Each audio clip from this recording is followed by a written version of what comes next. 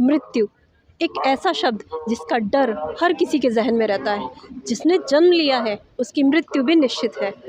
जन्म और मृत्यु के इस चक्र ने हमें 84 लाख योनियों का मुसाफिर बना दिया। लेकिन क्या आपने कभी सुना है बिना देह त्यागे सशरीर परलोक गमन करना? जी हाँ, हम बात कर रहे हैं उस अद्भुत घटना की जिसमें संत कबीर साहिब जी ने सशरीर सतलोक गमन किया था। नमस्कार, मैं लीना एक बार फिर से हाजिर हूँ कबीर जी के निर्वाण दिवस की स्पेशल रिपोर्ट के साथ।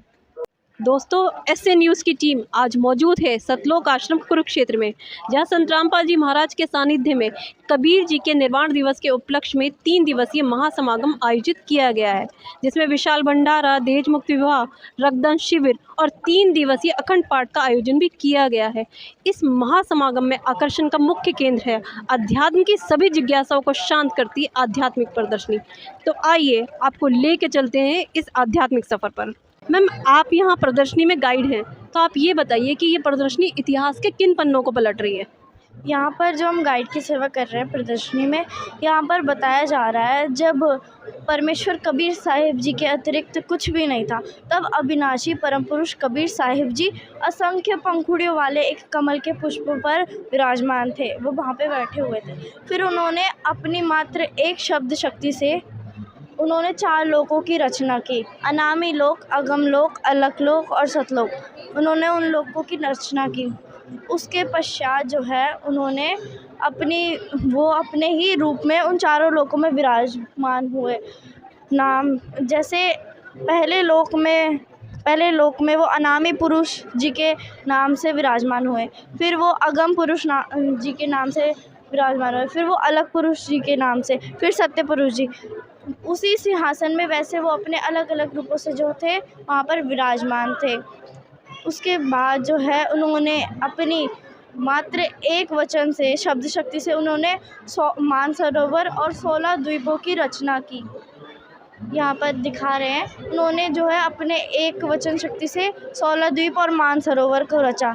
फिर परमेश्वर कबीर साहिब जी ने 16 वचनों से 16 पुत्रों की उत्पत्ति की। फिर जो है उसके बाद कबीर परमेश्वर जी ने अपने 16 पुत्र में से अपने पुत्र अचिंत को सतलोक की जो अन्य रचना बची थी, सतलोक में जो अन्य रचना थी उसको करने का आदेश दिया। उनको शक्ति सौंपी उस चीज़ को करने की। और फिर अचिंत जी ने अपनी सहायता के लिए अपने वचन शक्ति से उन्होंने अपनी शक्ति से एक पुरुष बनाया जिसका नाम था अक्षर पुरुष। उन्होंने उनकी उत्पत्ति की। फिर उसके पश्चात अक्षर पुरुष जी जो थे वो मानसरोवर में स्नान करने के लिए गए थे। फिर लेकिन वो स्नान करने गए थे और वो कई युगों तक जो है वहीं सो गए, वो जल में ही सो गए, क्योंकि सतलोक में श्वासों का शरीर नहीं है, तो वहीं सो गए। अचिंत जी की प्रार्थना पर अक्षर पुरुष को जगाने के लिए परमेश्वर कबीर साहिब जी ने मानसरोवर के अमृत जल से एक अंडा बनाया। उसमें एक आत्मा प्रवेश की और मानसरोवर में जल के अंदर वह अंडा छोड़ दिया। जल में अंडे की गड़गड़ाहट से जो है अक्षर पुरुष की नींद भंग हो गई। उनको बहुत ज़्यादा क्रोध आया और अंडा फूट गया। उससे ज्योति निरंजन सरपुरुष यानी जो काल था वो निकला। आगे चलकर वो जो सरपुरुष है वो काल कहलाया। और फिर उसके बाद परमेश्वर कबीर देव जी ने जो है सारी सृष्टि रचना स्वयं की। अब सर्व आत्मा को अपने वचन शक्ति से अपने ही सदस्य मनुष्य जैसा शरीर दिया। नूरी शरीर उन्होंने अपने ही जैसा जो है जितनी भी उन्होंने आत्माओं की उत्पत्ति की थी उनको भी दिया। फिर यहाँ पर जो है परमेश्वर कबीर साहिब जी ने आदेश से अचिंत जी, अक्षर पुरुष और ज्योति निरंजन जो है एक ही द्वीप में रहने लगे थे। लेकिन काल जो है अक्षर पुरुष जो सर पुरुष था वहाँ पे, उसने अपना अलग से जो द्वीप पाना चाहा, उसके लिए उसने वहाँ पर 70 युग तक तपस्या की। फिर परमेश्वर कबीर साहिब जी ने ज्योति निरंजन की इच्छा अनुसार 70 युग तप करने का फल उसे दिया। उसको 21 ब्रह्मांड दे दिए मतलब। और फिर ज्योति निरंजन काल के मन में जो इच्छा हुई कि ब्रह्मांड में रचना करने के लिए सामग्री चाहिए, मतलब कुछ रचना भी करनी चाहिए, उसके लिए सामग्री चाहिए, इसलिए उसने दूसरी बार 70 युग और तप किया। उसने एक पैर पर खड़ा होकर 70 युग दोबारा से तप किया। फिर परमेश्वर कबीर साहिब जी ने ज्योति निरंजन को कहा कि उन्होंने अपने पहले पुत्र कुम्र को जो है सारी सृष्टि रचना की सामग्री दे दी है, उनसे प्रार्थना करके वो जो सृष्टि रचना की सामग्री है वो ले ले। जब ज्योति निरंजन कुम्र जी के पास गया तो वो जो है ध्यान अवस्था में थे, वो बैठे हुए थे ध्यान अवस्था में। ज्योति निरंजन ने बिना उनसे पूछे, उनसे बिना शिष्टाचार किए जो है ज़बरदस्ती कुम्र जी का मुकुट उतारा, जिसके बाद उसके मुकुट से 5 तत्व 3 गुण रजगुण सतगुण और तमगुण निकले कुम्र जी के मुकुट से। 21 ब्रह्मांड में रचना करने के बाद ज्योति निरंजन ने सोचा कि हाँ कुछ आत्मा भी होनी चाहिए, अकेले का मन ही नहीं लगेगा। इसलिए ज्योति निरंजन काल ने तीसरे बार 64 युग जो है तप किया, एक पैर पर खड़ा होके। 64 युग तक तप करने के बाद जो है ज्योति निरंजन काल, मतलब जो काल था, ज्योति निरंजन ने परमेश्वर कबीर साहिब जी से आत्माएं मांगी। मतलब उसने जो है तप करने के बाद परमेश्वर कबीर जी से आत्माएं मांगी और फिर परमेश्वर कबीर साहिब जी ने कहा कि मेरी हंस आत्माएं जो है मेरा अंश है, मैं उन्हें किसी भी जप तप साधना से प्रतिफल में नहीं दे सकता हूँ। अगर कोई हंस आत्मा अपनी इच्छा से तुम्हारे साथ आ सकती है तो मैं उसे बेच सकता हूँ। लेकिन परमेश्वर कबीर साहिब जी ने सर्व हंस आत्माओं से ज्योति निरंजन काल के साथ जाने के लिए पूछा कि आप उसके साथ जाना चाहते हो। तब काफ़ी देर बाद सर्वप्रथम एक आत्मा ने हाथ उठाया, ज्योति निरंजन के साथ जाने के लिए उसने स्वीकृति दी, मतलब उसने जो है हामी भरी ज्योति निरंजन काल के साथ जाने के लिए। और फिर देखते वहाँ उपस्थित असंख्य आत्माओं ने भी हाथ उठा दिया कि हाँ हम भी जाना चाहते हैं। वो भी ज्योति निरंजन के साथ जाने के लिए जो है उन्होंने भी स्वीकृति भर दी। वे सभी आत्माएं पहले ही ज्योति निरंजन को तप करते देखकर उस पर आसक्त हो चुके थे। जो सर्वप्रथम जिस आत्मा ने हाथ उठाया था, परमेश्वर कबीर साहिब जी ने उनको एक स्त्री का रूप दिया, जो स्त्री आगे जाकर देवी दुर्गा कहलाई। जितनी भी हंस आत्माओं ने उसके साथ जाने के लिए स्वीकृति दी थी, उस स्त्री के अंदर उनको प्रवेश कर दिया और आशीर्वाद दिया कि तुम अपनी वचन शक्ति से जो है इनको उत्पन्न कर सकती हो। फिर परमपिता परमेश्वर कबीर देव जी ने वचन शक्ति से सर्व आत्माओं को अपनी वचन शक्ति से जो है अपने सदृश मनुष्य जैसा नूरी शरीर में उत्पन्न किया।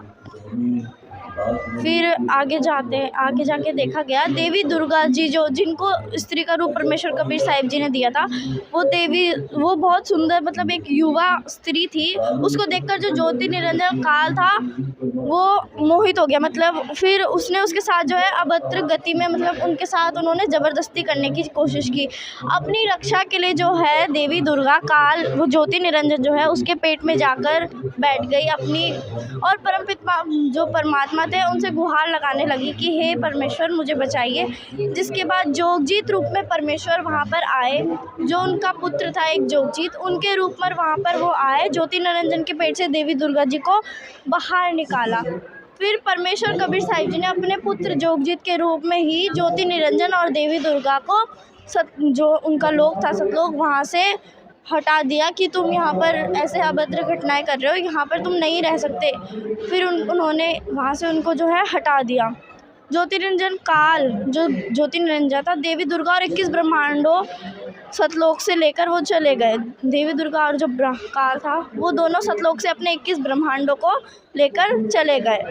जब ज्योति निरंजन और देवी दुर्गा सतलोक से निकलकर 16 शंख कोश दूर आ गए तो उन्होंने सृष्टि का संचालन करने के लिए जो है 3 पुत्रों की उत्पत्ति की। उनका नाम था श्री ब्रह्मा, श्री विष्णु और श्री शिव जी। उन्होंने सृष्टि का संचालन करने के लिए इन तीनों पुत्रों की जो है उत्पत्ति की। ज्योति निरंजन काल ने देवी दुर्गा जी को कहा कि अपने अवैध रहने की प्रतिज्ञा दी उन्होंने देवी दुर्गा जी को, और कहा कि आज के बाद मैं किसी को अपना वास्तविक रूप, जो उनका असली रूप था काल रूप, वो अब किसी को नहीं दिखाऊंगा। अब तुम्हें इस सृष्टि का जो है संचालन करना पड़ेगा, अब तुम अकेले इस सृष्टि का संचालन करोगी।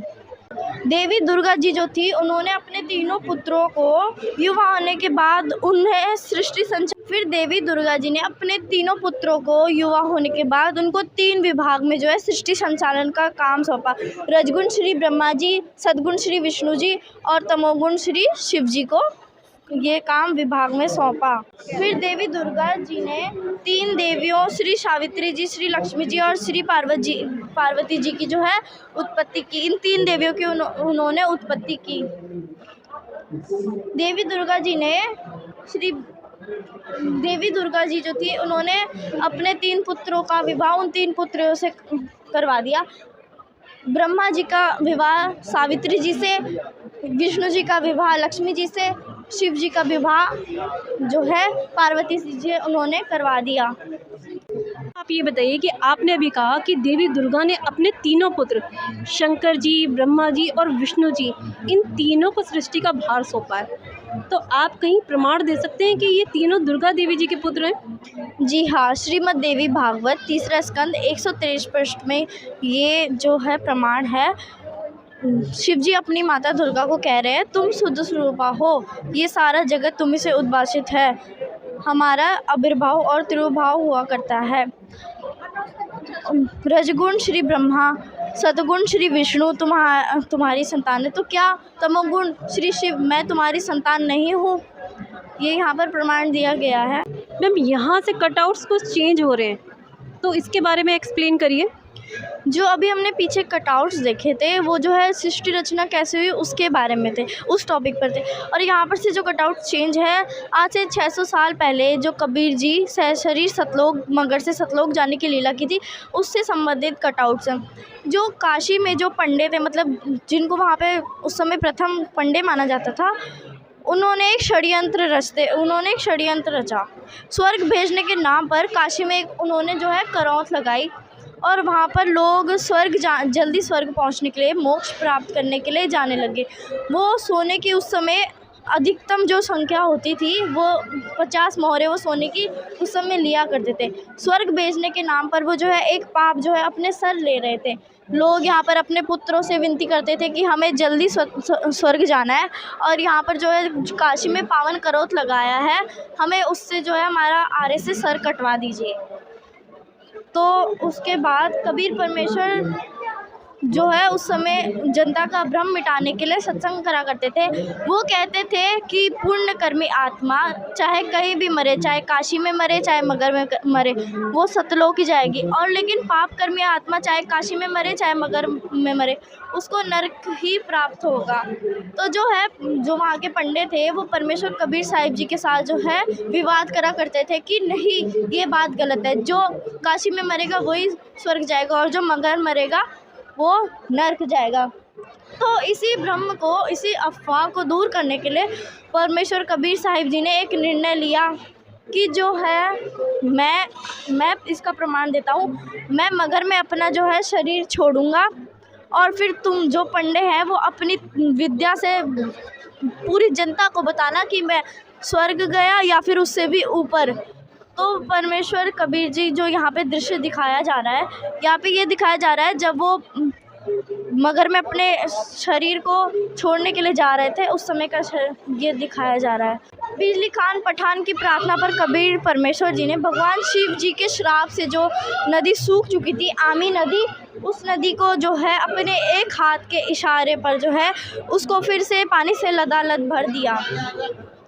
और जो आज भी मगर में बह रही है, वो नदी आज भी मगर में जो बह रही है, ये जो है सहसरी सतलोक जाने के तैयारी में होते हैं।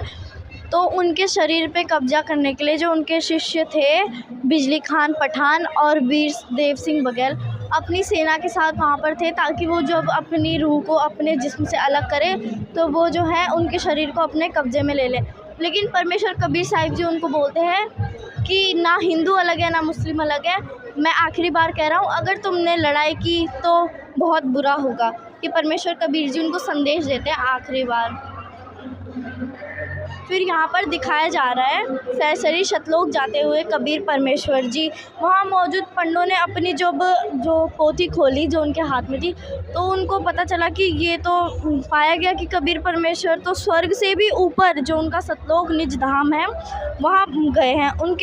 उनके शरीर की जगह वहाँ पर बहुत ज़्यादा ही सुगंधित फूल उनके ही शरीर के हिसाब के फूल पाए गए वहाँ, जब वहाँ से पर्दा उठाया गया। कबीर परमेश्वर के सहसरी सतलोक जाने के बाद अपनी गलती का एहसास हुआ उनको, वीरदेव सिंह बघेल और बिजली खान पठान को। और यहाँ पर जो दिखाया जा रहा है कि वो सब जो है उनकी सेना जो भी थे वो सब आपस में गले मिलने लग गए, उनको अपनी गलती का बहुत ज़्यादा पछतावा हुआ। और फिर यहाँ पर फिर हिंदुओं को आधे फूल मिले और आधे फूल जो है मुस्लिमों को मिले। तो यहाँ पर एक यादगार जो बनाई थी उनके द्वारा, यहाँ पर वो यादगार दिखाई जा रही है। और वहाँ पर जो है वो आमी नदी भी है, जो परमेश्वर कबीर साहिब जी ने अपने एक शब्द अपने हाथ से जो है हाथ से हिलाकर उस नदी को पानी भर दिया था। यहाँ पर वो नदी भी दिखाई जा रही है। ये जो सामने वाली यादगार है ये हिंदुओं द्वारा निर्मित की गई है, और ये जो दूसरी यादगार है ये मुसलमानों द्वारा बनाई गई है। और जैसा कि आप देख सकते हैं, कबीर जी एक ऐसे महान संत हैं जो अकेले ऐसे हैं जिनकी यादगार हिंदू और मुस्लिम दो अलग अलग धर्मों के लोगों ने एक ही स्थान पे बनाई है, और वो एक ही स्थान पर पूजे जाते हैं और उनमें कोई भी भेदभाव नहीं है।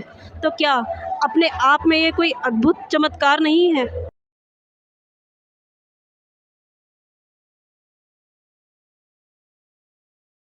दर्शकों, इस समय हम प्रदर्शनी के सबसे आखिरी हिस्से में, जहाँ पे सभी धर्मों के धार्मिक ग्रंथ उपलब्ध हैं, तो आइए देखते हैं प्रमाण।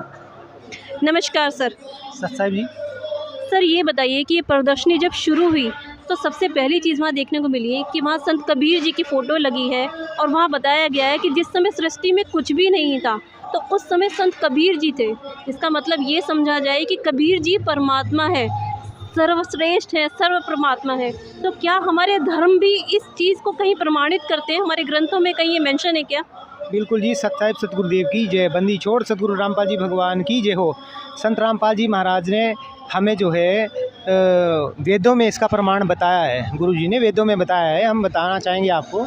ये जो है इसमें लिखा है, सपर्याघात शुक्रम अकायम अवर्णम असनावीरम शुद्धम आपम अविद्धम कबीर मनीषी परिभू स्वयंभू यथात अर्थान वद्याधात शाश्वतभ्य समाभ्य। ये जो प्रमाण इसमें दिया हुआ है कि जो कबीर परमात्मा है ना, वो स्वयंभू है, स्वयंभू प्रकट है। वो जो वहाँ आपने कटआउट्स देखा उसमें स्वयंभू है, वो वेद इसकी गवाही दे रहा है कि वो स्वयंभू है, स्वयंभू प्रकट है वो परमात्मा। तो इसमें आगे जो इन्होंने अनुवाद किया है, इसमें लिखा है कवि सर्वज्ञ। और जो कवि है ना, जो कबीर परमात्मा सर्वज्ञ, सारी सृष्टि का मालिक है। फिर इससे आगे हम और आपको प्रमाण बताएंगे, आगे बताएंगे कि जो सर्वज्ञ है वो कौन है। वेदों में भी सर्वज्ञ का बताया गया है। सर ये कौन से ग्रंथ से प्रमाण दे रहे हैं आप? ये जो ग्रंथ है ये यजुर्वेद महर्षि दयानंद सरस्वती द्वारा बताया गया है, और ये प्रकाशन आर्य प्रकाशन कुंडेन वाला अजमेर गेट दिल्ली से प्रकाशित है। हाँ जी, यजुर्वेद। और ये यजुर्वेद अध्याय का 40 मंत्र 8 है। सत साहिब जी, ये देखिएगा प्रमाण के लिए, ये ऋग्वेद, ये मंडल नंबर 9 और 10 है। इसके ऋग्वेद मंडल नंबर 9 के सूक्त नंबर 82 के मंत्र नंबर 2 में यहाँ पे आया कबीर वेदस्य। अब कबीर शब्द को यहाँ पे इन्होंने इसका अर्थ किया है सर्वज्ञ। अब पूरे इसके सलार्थ देखेंगे। वेदस्य मतलब आप उपदेश करने की इच्छा से आप विहीन मनुष्यों को प्रेपसी प्राप्त होते हैं। परमात्मा जब धरती पर आते हैं तो उपदेश करने की इच्छा से आते हैं। आप अत्यंत गतिशील पदार्थ के समान हमारे आध्यात्मिक यज्ञ को अभिहर्षति आप प्राप्त होते हो। जैसे यहाँ पे यज्ञ चल रहा है ना, तो यहाँ पे परमात्मा आते हैं। ये वेद बता रहे हैं हमारे। आप कबीर हो, कैवीर, आप कबीर हो, आप सर्वज्ञ हो, ये रह है यहाँ पर। तो वेदों में प्रमाणित हो गया कि परमात्मा उपदेश करने के लिए यहाँ पर आते हैं। और आप शुद्ध स्वरूप हो, हमारे पापों को आप दूर करो हे परमात्मा, आप हमको सुख दें और प्रेम भाव को हमारे में उत्पन्न करें, भक्ति का प्रेम भाव उत्पन्न करें। अब क्या उपदेश देते हैं परमात्मा, ये सामवेद में बताया गया। आपको रूप आते हैं यहाँ पे। ये सामवेद हिंदी भाष्य है, ये आप देख सकते हैं। ये 822 संख्या नंबर है। अब क्या परमात्मा उपदेश देते हैं, मनीषी भी जो भक्त आत्माएं परमात्मा के लिए तड़प रही होती हैं, तो परमात्मा उनको आता है उपदेश देने के लिए, पवित्र उनको पवित्र करने के लिए आता है। पूर्व वो सनातन परमात्मा होता है। कौन होता है? कबीर। मतलब वो सनातन परमात्मा कबीर आता है, जो भक्त महात्माओं को उपदेश देने के लिए आता है। और कैसे उपदेश देता है? परिनिर्भित है, परिकोश है, आशीष दत्त, अपने आशीर्वाद से, अपने कोश से देता है। क्या? त्रिदश नामा, 3 मंत्रों का उपदेश देता है। गीता में बताया है ओम तत्सत, 17वें अध्याय के 23वें श्लोक में बताया ओम तत्सत, वो 3 मंत्र देता है। ये 3 मंत्र क्या काम करते हैं? जनन क्षर, जन्म और मृत्यु के रोग से निकालते हैं। मधु इंद्रिय से, जो परमात्मा में भक्ति का वास्तविक सुख है उसको परमात्मा प्रदान करता है। और वायु संख्यान वर्ध्यान, अगर किसी भक्तात्मा के जिसने उपदेश प्राप्त कर लिया है, जीवन श्वास कम हो, तो उनको भी वो परमात्मा बढ़ा देता है। कौन परमात्मा होता है? कबीर, जो आपने सृष्टि रचना में देखा, उसकी जानकारी यहाँ सामवेद में दी गई है। जैसे हमने इस प्रदर्शनी में देखा तो यहाँ पे दुर्गा जी के विषय में काफ़ी कंट्रोवर्शियल बातें की गई हैं। क्या ये भी कहीं धार्मिक ग्रंथों में बताया गया, इसका कोई प्रमाण है? जी देखिए, बिल्कुल प्रमाण है। और हमारी पवित्र गीता जी कहती है 16वें अध्याय के 23वें श्लोक में कि शास्त्र विधि को त्याग कर मनमानी पूजा आचरण करने वाले को न तो सुख मिलता है, न शांति मिलती है, न मोक्ष मिलता है। तो इसी पर हम अब गीता जी का विश्लेषण के माध्यम से जानेंगे कि गीता जी में स्पष्ट लिखा है कि प्रकृति तो मेरी अर्धांगिनी है, मैं उसके पेट में बीज स्थापित करता हूँ और ये उन्हीं से उत्पन्न ये तीनों गुण उत्पन्न करता हूँ जो सारी सृष्टि को चला रहे हैं। जो आपने प्रदर्शनी में देखा होगा कि रजगुण ब्रह्मा जी हैं और सतगुण विष्णु जी हैं और तमगुण जो हैं शिव जी हैं। और यही देवी भागवत पुराण में भी लिखा है कि ये तीनों देवी देवता इनकी अध्यष्टि देवी है और तीनों का आविर्भाव और जन्म मृत्यु देवी से ही ये उत्पन्न होते हैं। और ये वेदों पुराणों में भी प्रमाण है। अभी मैं आपको एक बड़ा प्यारा श्लोक है गीता जी का, ये हमारे पास गीता जी अवेलेबल है, श्रीमद् भागवत गीता, पद्यच्छेद गीता है ये।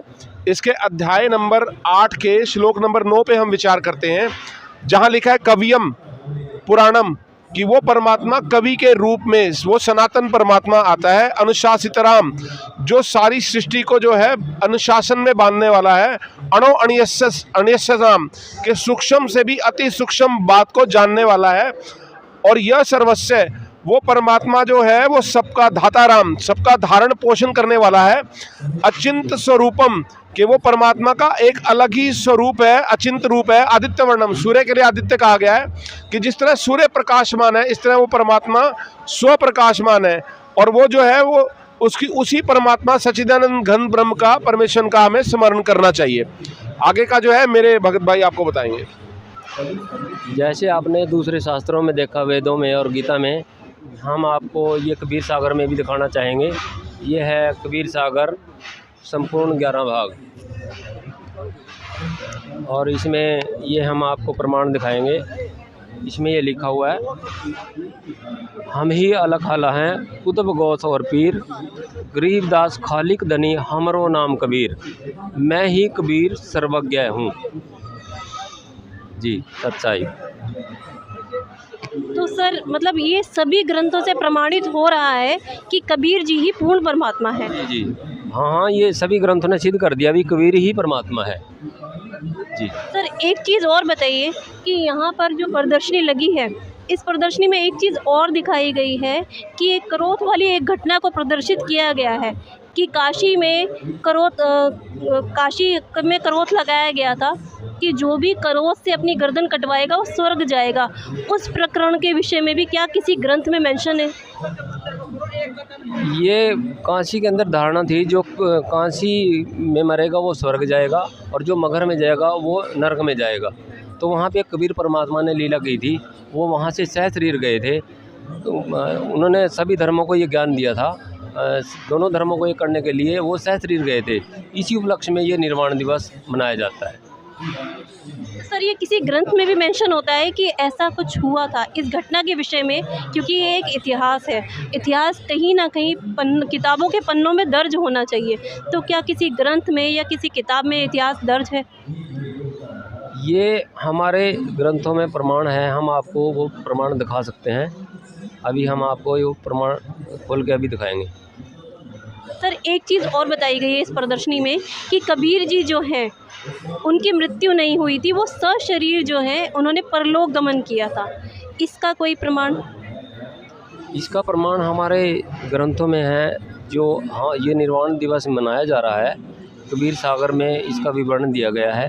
परमात्मा मगहर से सहस्रीर गए थे और उन्होंने वहाँ पे जो चादर बिछाए थे उसके नीचे से फूल ही मिले थे, और ये दोनों धर्मों को लोगों को ये मैसेज दिया था, मैं ही परमात्मा हूँ। तो वहाँ पे परमात्मा ने सबको ये संदेश दिया जी। मतलब वो जो वहाँ पर एक हिंदुओं का धार्मिक स्थल बना है, एक मुस्लिमों का धार्मिक स्थल बना है, वही अपने आप में एक प्रमाण है, ऐसा कहना चाहते हैं आप? जी हाँ जी, आज मगहर के अंदर उनकी मज़ार बनी है मुस्लिम धर्म की, और हिंदुओं को मंदिर बना हुआ है। ये एक बहुत बड़ा प्रमाण है मगहर के अंदर। धन्यवाद सर। जी सर। सच है। देखिए हमारे पास काफ़ी सारे प्रमाण हैं, और जैसे मैंने बताया था कि भक्ति जो है शास्त्रों के आधार पर करनी चाहिए। और आज जो हमारे परम पिता परमेश्वर संत रामपाल जी महाराज हमारे जो ज्ञान दे रहे हैं, वो केवल वही इस ज्ञान को उजागर नहीं कर रहे। और बाकी धर्म गुरु भी, अगर आप उनकी पुस्तकों का अवलोकन करेंगे तो उसमें आप स्पष्ट पाएंगे कि स्पष्ट लिखा है कि कबीर परमात्मा सह शरीर आए थे और वो सह शरीर सतलोक गए थे। इसका मैं आपको प्रमाण दिखाता हूँ। ये पुस्तक हमारे पास है, संत कबीर, जो छपी है राधा स्वामी सत्संग ब्यास से। और इसके पुस्तक के आप देखेंगे, ये प्रकाशक हैं SL सोंधी, सेक्रेटरी राधा स्वामी सत्संग ब्यास, डेरा बाबा जयमल सिंह, जिला अमृतसर, पंजाब। तो ये इस पुस्तक के आप इस पृष्ठ पे आएंगे, ये हाईलाइट किया हुआ है स्पेशली, जो आपने प्रदर्शनी में भी देखा होगा कि जब हिंदू और मुसलमान, जब वहाँ पे ये प्रचलना चली हुई थी कि कोई कह रहे थे कि हम जो ब्राह्मणों ने, वहाँ पे पंडितों ने एक भ्रमणा फैला रखी थी कि जो भी काशी में शरीर त्यागेगा वो स्वर्ग जाएगा, और जो मगहर में शरीर त्यागेगा वो नरक जाएगा। तो इस परिपाटी को दूर करने के लिए वहाँ पे कबीर साहब ने, जब वहाँ हिंदू और मुसलमान दोनों के गुटों में हो गया था, यहाँ स्पष्ट देखिए आप, कबीर ने हिंदू और मुसलमान दोनों की परिपाटियों का विरोध किया। और उस समय में राजा वीर सिंह बघेला और नवाब बिजली खान पठान, हिंदू जो है वो अग्नि देना चाहते थे उनके शरीर को, और मुसलमान दफनाना चाहते थे। पर जब उन्होंने अपने शिष्यों को, दोनों शिष्य थे कबीर साहब के, और दोनों को एक करने के लिए उस समय कबीर साहब ने बोला कि मेरा शरीर नहीं है, मैं तो सह शरीर आया हूँ और सह शरीर जाऊँगा। अगर आप देखना चाहते हो तो मैं एक चादर बिछा दो, मैं उसके ऊपर लेट जाता हूँ, और एक चादर मेरे ऊपर बिछा दो। तो ये देखिए, अब ये बाकी धर्मगुरु भी इसकी तरफ संकेत कर रहे हैं। उसी समय कुछ शिष्यों ने कबीर के शव की ओर सबका ध्यान आकर्षित किया, और कपड़ा हटाने पर शव के स्थान पर वहाँ फूलों का ढेर मिला। और यही आप वाणी उठा के देखेंगे तो कबीर परमात्मा की वाणी भी यही कहती है, ना मेरा जन्म न गर्भ बसेरा, बालक हो दिखलाया, काशी माही जंगल में डेरा, वहाँ जुलाए ने पाया। ना मेरे अस्थि, मेरे हड्डी नहीं है, ना मेरे रक्त, मेरे खून नहीं है, ना मेरे चामा, ना मेरे गर्दासी, देह अपार पार पुरुषोत्तम, मैं हूँ कबीर अविनाशी। तो कबीर वाणी में, परमात्मा की वाणी में स्पष्ट रूप से इसका प्रमाण है कि वो विनाशी परमात्मा कबीर साहब खुद है। और आज संत रामपाल जी महाराज ने इस ज्ञान को उजागर कर दिया है। जो ज्ञान गीता जी में कहा गया है कि ये ज्ञान तो ढका हुआ है, और चौथे अध्याय के 34 श्लोक में लिखा है कि अर्जुन, उस परमात्मा का तुझे ज्ञान चाहिए कि तो कोई तत्वदर्शी संत ढूंढ ले, उनकी शरण में जा, उनको दंडवत प्रणाम कर, और वो जैसा सरलता से तुमसे प्रश्न पूछेंगे तो आपको वो उत्तर देंगे, और उसी के हिसाब से आप अपना भक्ति करें तो आप इस मनुष्य जन्म से मोक्ष प्राप्त करने का सही विधि और साधना प्राप्त कर पाएंगे। सर, जैसे कि आपने अभी ये प्रमाण दिया, इसका मतलब ये है कि ये प्रदर्शनी जो है प्रमाणों के आधार पर लगाई गई है? जी देखिए, कोई भी निराधार बात प्रदर्शनी में नहीं है, हर चीज़ का एक प्रमाण है। कोई बात आपने प्रदर्शनी में देखी है, कोई वाक्य लिखा हुआ है, तो नीचे उसके लिखा हुआ है किस वेद से लिया गया है, किस वाणी से लिया गया है, किस सदग्रंथ पवित्र ग्रंथ से वो बात कही गई है। बिना प्रमाण के प्रदर्शनी में कोई भी अप्रमाणिक ज्ञान नहीं है। धन्यवाद सर। दोस्तों, जैसा कि आपने देखा कि यहाँ पर हमें प्रदर्शनी के बारे में सभी प्रमाण पुख्ता तौर पर पाए गए हैं। यदि आपका भी कोई भी सवाल, कोई भी जिज्ञासा है अध्यात्म को लेके, तो आप हमें कमेंट करें। मैं आपको फिर मिलूँगी एक नई रिपोर्ट के साथ। नमस्कार।